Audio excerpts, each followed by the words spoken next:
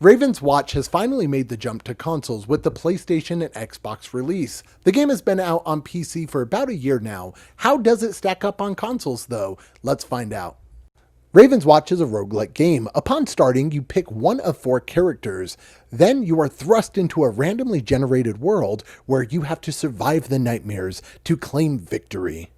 There's not much in the form of a story with Ravenswatch, and instead the developers chose to go the route of diary entries. These diary entries can be gained upon moving the progress bar forward with these characters. That moves forward the more you play as the character. Completing the game makes it to where your bar moves forward, and you unlock new diary entries, which just give a dive into the character and what makes them want to fight the nightmares.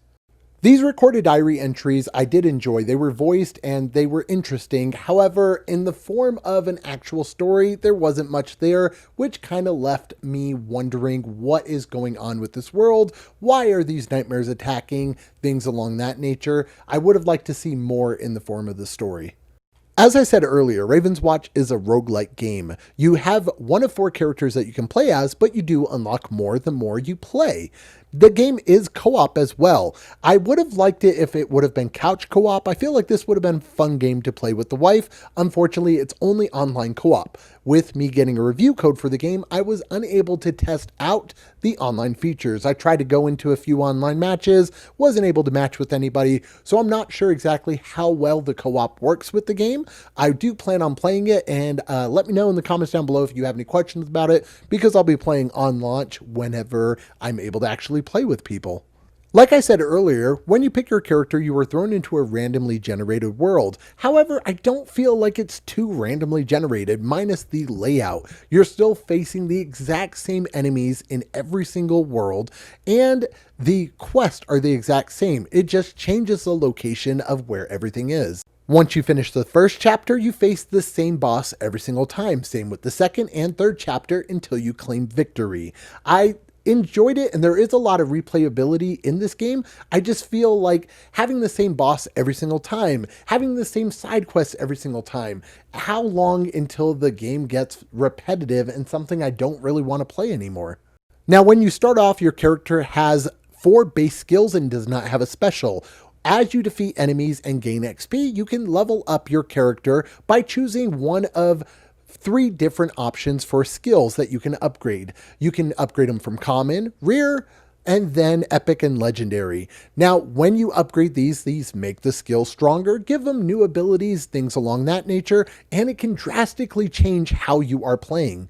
You can also choose to upgrade dreams, which just give you different abilities, and you can also upgrade your luck, vitality, strength, and so on and so forth.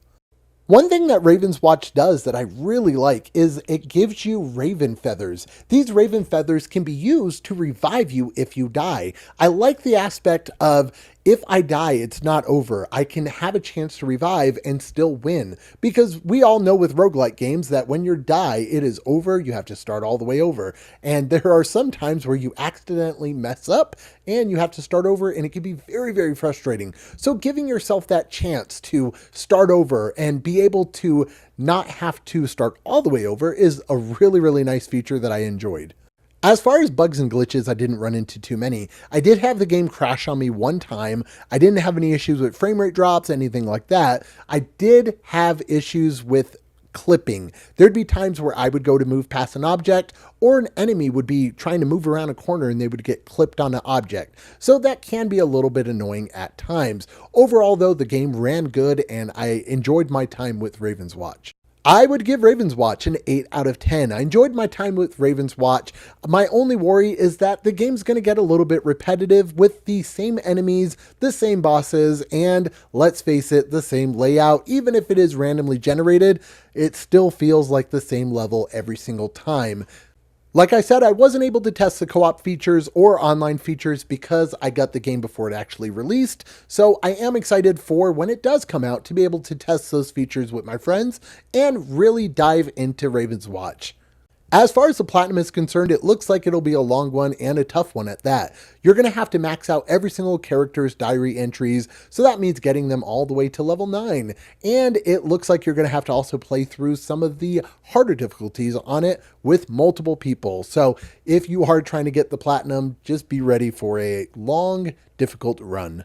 Thanks so much for watching. This has been Chris with Platinum Reviews. Don't forget to hit that like button and subscribe to the channel for more Platinum Review goodness.